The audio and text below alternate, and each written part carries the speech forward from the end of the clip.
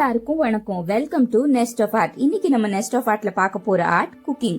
So அம்மாவோட சமையல் தான். என்னன்னா இன்னைக்கு கீரை குழம்பு தான் பண்ண போறோம்.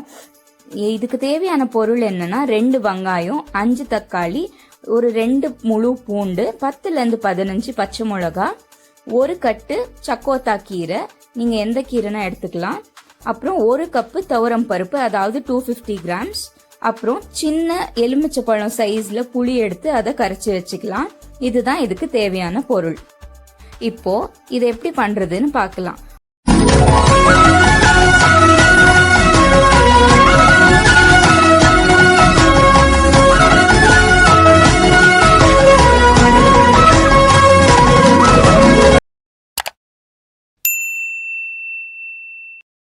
ஒரு குக்கர்ல எண்ணெய் ஊத்திட்டு ஒரு 4லேருந்து 6 ஸ்பூன் அளவுக்கு எண்ணெய் ஊத்திட்டு நம்ம உரிச்சு வச்ச பூண்டெல்லாம் இதுல சேர்த்துடலாம்.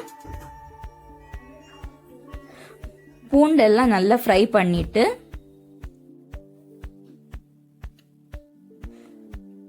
நம்ம அரைஞ்சு வச்ச அந்த 2 முழு வெங்காயத்தையும் இதுல சேர்த்துடலாம். சேர்த்துட்டு இதை நல்லா ஃப்ரை பண்ணிடலாம். வெங்காயம் நல்லா டிரான்ஸ்பரண்டா ஆகிற மட்டும் நல்லா ஃப்ரை பண்ணணும். இது சீக்கிரமா ஃப்ரை ஆகுறதுக்கு கொஞ்சமா உப்பு சேர்த்து ஃப்ரை பண்ணிக்கோங்க. நான் எப்பவுமே சொல்ற டிப்ஸ் தான். ஸோ கொஞ்சமா உப்பு சேர்த்தா எந்த காயா இருந்தாலும் சீக்கிரமா வதங்கிடும். இப்போ கூடவே அந்த 10லேருந்து 15 பச்சை மிளகாவையும் இதுல சேர்த்துடலாம்.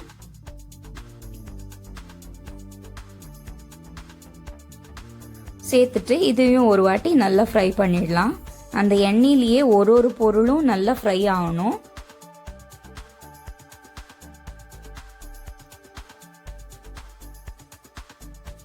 இப்போ அரைஞ்சு வச்ச 5 தக்காளியை இதுல சேர்த்துடலாம். சேர்த்துட்டு இதையும் நல்லா மிக்ஸ் பண்ணி ஃப்ரை பண்ணிடுங்க. இந்த தக்காளி எல்லாம் நல்லா வெந்து வரணும். நல்லா சாஃப்டா ஆகுற வரைக்கும் இதை நல்லா வதக்கி விட்டுடுங்க. பாருங்க, இந்த மாதிரி நல்லா வதக்கிடணும். தக்காளி எல்லாம் நல்லா வெந்து வரணும். வெந்து வந்ததுமே நம்ம அடுத்த பொருளை போடலாம். இப்போ தக்காளி வெந்த உடனே ஒரு டீஸ்பூன் அளவுக்கு மஞ்சள் தூள், கொஞ்சமா நம்ம டேஸ்ட்டுக்கு தகுந்த மாதிரி கல் உப்பு சேர்த்துடலாம். சேர்த்துட்டு இதையும் ஒரு வாட்டி நல்லா கலந்து விட்டுடுங்க. பாருங்க, இப்ப நம்ம தக்காளி எல்லாம் நல்லா வெந்து வந்துன்னு இருக்குது. இந்த டைம்ல நம்ம கீரை போட்டா சரியா இருக்கும். பாருங்க, இந்த மாதிரி தக்காளி பூண்டு எல்லாம் நல்லா வெந்துடணும். இப்போ நம்ம கட் பண்ணி வச்ச சக்கோத்தா கீரையை இதுல போட்டுடலாம்.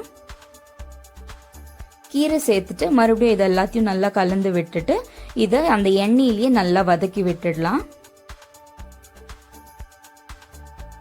நான் சொன்ன மாதிரி எல்லா பொருளையுமே 1 by 1 போட்டு அதை நல்லா வதக்கணும். அப்பதான் நமக்கு இந்த கீரை குழம்பு ரொம்ப டேஸ்டா கிடைக்கும். பாருங்க, இந்த மாதிரி கீரையும் நல்லா வதங்கிடுச்சு. இப்போ இதுல நம்ம கழுவி வச்ச பருப்பு சேர்த்துடலாம். நாங்க இன்னைக்கு துவரம் பருப்பு தான் எடுத்திருக்கோம். பருப்பையும் சேர்த்துட்டு நல்லா கலந்து விட்டுடுங்க.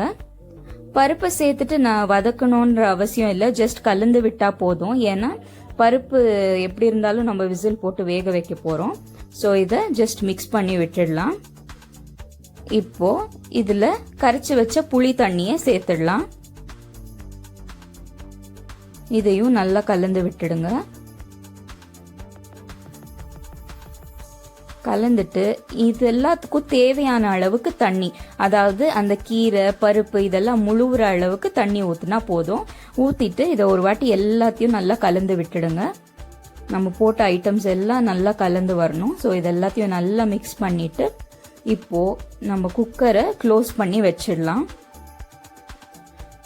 இப்போ குக்கர் மேல விசில் போட்டுட்டு ஒரு 5 விசிலுக்கு விட்டுடலாம். அப்பதான் அந்த பருப்பு கீரை எல்லாம் நல்லா வெந்து வரும். 5 விசில் வந்ததுமே நம்ம இதை ஓபன் பண்ணி பார்க்கலாம்.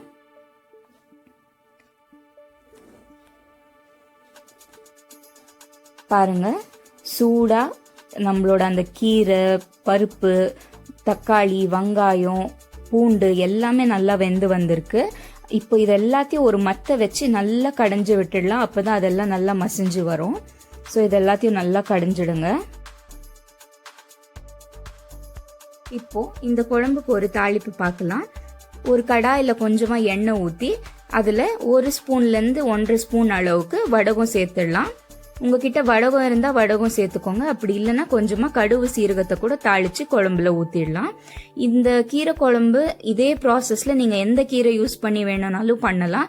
ஆனால் வெந்தய கீரை யூஸ் பண்ணால் மட்டும் இதில் நெய்யை ஊற்றி கொஞ்சமாக கடுகு மட்டும் தாளித்து போடுங்க.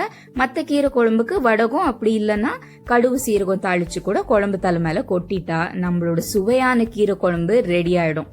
ஸோ இது தாளிப்பு கொட்டிட்டு ஒரு வாட்டி நல்லா கடைஞ்சி விட்டுடலாம். கடைஞ்சிட்டு இதை ஒரு பாத்திரத்தில் மாற்றிடலாம். அவ்வளோதான், நம்மளோட சுவையான டேஸ்டியான கீரை குழம்பு ரெடி. நீங்களும் உங்கள் வீட்டில் இதை எப்படி பண்ணுறதுன்னு ட்ரை பண்ணி பாருங்க. அதுக்கு முன்னாடி மறக்காமல் நம்ம சேனலில் இன்னும் சப்ஸ்கிரைப் பண்ணலன்னா சப்ஸ்கிரைப் பண்ணி அந்த பெல் பட்டனையும் கிளிக் பண்ணிக்கோங்க. நெக்ஸ்ட் வீடியோவில் இன்னொரு ஆட்ல உங்கள் எல்லாரையும் சந்திக்கிறேன். Until then, stay with us in our Nest of Art. Take care. Bye bye.